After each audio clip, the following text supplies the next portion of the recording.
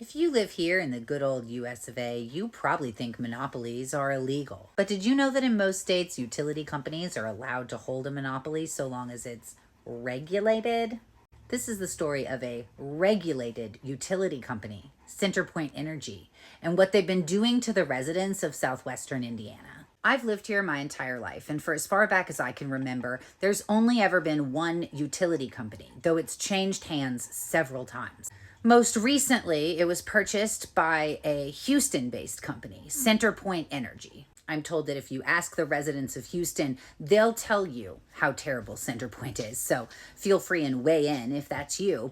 Here in Southwestern Indiana, the utility company is regulated by the IURC, the Indiana Utilities Regulatory Commission. The IURC is comprised of commissioners who are appointed by the governor. The IURC is tasked with regulating the monopoly that is Centerpoint. In December of 2023, Centerpoint Energy began requesting a series of rate hikes through the IURC.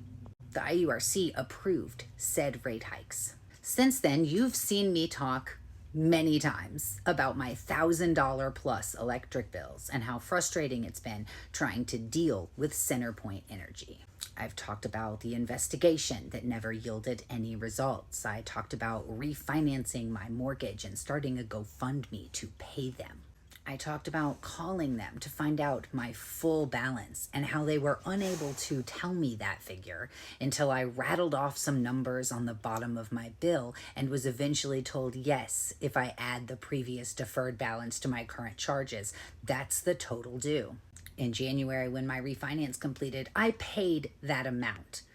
Meaning in January 2026, I paid Centerpoint Energy nearly $1,900. Since then, they've decided that no, I didn't.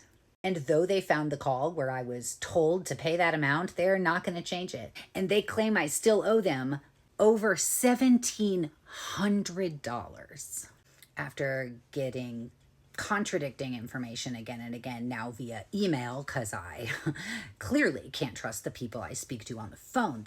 I eventually filed a complaint with the IURC. So when they held a listening session 2 nights ago, I decided to attend and tell my story, but I was not prepared for the other stories that I heard that night. So at this point, I'm going to have to give you a trigger warning.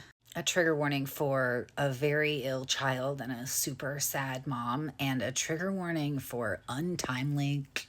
So trigger warning, trigger warning, trigger warning. Because not only did I hear about bills way bigger than mine, and not only did I hear a story from a man who's paying $300 a month for gas on his all-electric home, but we also heard from the mom of a medically complicated child who is struggling to pay her bills on the energy that keeps her son alive. And we heard from a woman who came to speak on behalf of another woman who couldn't be there that night because when she was unable to keep up with her electric bill this past winter, she resorted to going out to her car to stay warm.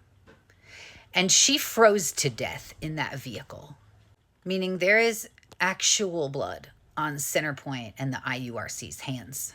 And these are just the stories of the people who were privileged enough to be able to attend the meeting in downtown Evansville 2 nights ago. I can only imagine what other horror stories are out there. What I know for certain after attending that meeting is that if something doesn't change now, there will absolutely be a class action lawsuit in the future. And word needs to be spread about what's happening here. If you live in Southwestern Indiana or Houston, please let me know. I would love to swap stories, and I encourage you to file your own complaints with your regulatory entities. And if you don't live in one of the aforementioned areas, please just share this video.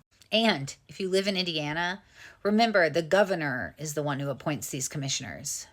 Vote like your life depends on it, because it does in so many ways.